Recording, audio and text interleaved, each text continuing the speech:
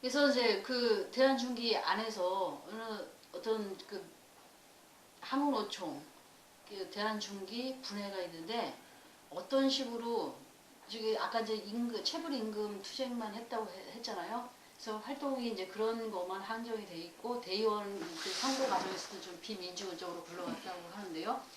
거기에서 이제 어떤 식으로 변화시키려 했는지 그리고 그때 당시 구체적으로 어떠한 문제점이 있는지 그거를 좀 정리를 그러니까 우선 대의원 선거서부터 이제 조합원 직접 투표에서 기명투표입니다. 그냥 이름 적는 이종복이 뭐 그런 대의원 선출부터 이제 조합원들의 의사가 결집되는 걸 해서 아까 대의원이 됐고, 예. 그리고 노조를 뭐 막연하지만 노조가 비밀적이다. 내가 노조를 해야 되겠다. 그리고 이제 출마를 하면서부터 이제 변화를 이제 하게 됐죠. 예, 그래서 그 전에는 그 회사 측에서는 그 전에 기존에 있었던 노조, 그러니까 좀 그 대의원들 간부들 체제 하에서의 노조는 그냥 두다가 선생님이 이제 선거에 출마를 하면서부터 회사에 탄압이 있었다는 거죠. 그렇죠, 그렇죠, 그렇죠. 그만큼 회사의 측에 밉보였다는 거죠. 그 뭐 회사도 그렇고 노조도 이제 변화를 안 하려고 그러는 거죠. 변화를 안 하려고. 뭐 나가 무슨 뭐 지금 같이 무슨 운동성 그런 건 아니고 그냥 이건 아니다. 노조가 맨날 말이야 뭐 회사에 저 빌 붙어서 속된 말로 말해요. 그러게 노조가 이게 되냐?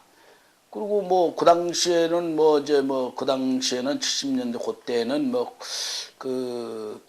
뭔가 무슨 법률인가 그래서 그 이제 노동조합 활동이 파업권이 없었어. 그때는 긴급조치 뭐 그런 거로 해서.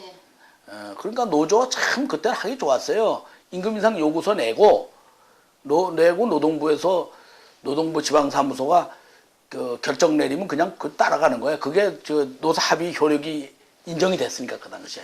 그러니까 노조가 이건 그리고 우선 조합원들이 노조에 대해서 아무것도 몰라. 그냥 돈만 뛰는 거지. 그래서 이제 이건 안 된다. 그리고 뭐 지금과 같이 무슨 제대로 된 노조 활동을 하겠다는 건 아니고 이거는 아니다. 막연한 거로 이건 아니다. 그리고 이제 내가 이제 기치를 걸었지. 그랬는데 여기는 장하게 썼는데 이제 출마한 사람이 4명이야. 예. 4명이나 됐는데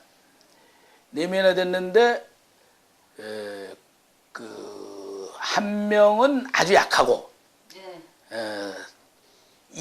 3강 일약이었어요. 예. 그러니까 야는 2강 일약이죠. 집행부 말고, 그죠?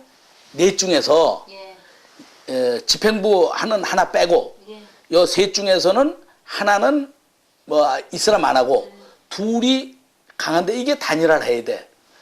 그런데 전부 이 대의원들이 그때 대의원 제도니까 그러니까 대의원들이 내가 가서 부탁하면 알았어 이쪽에서 와서 하면 그러는 거야.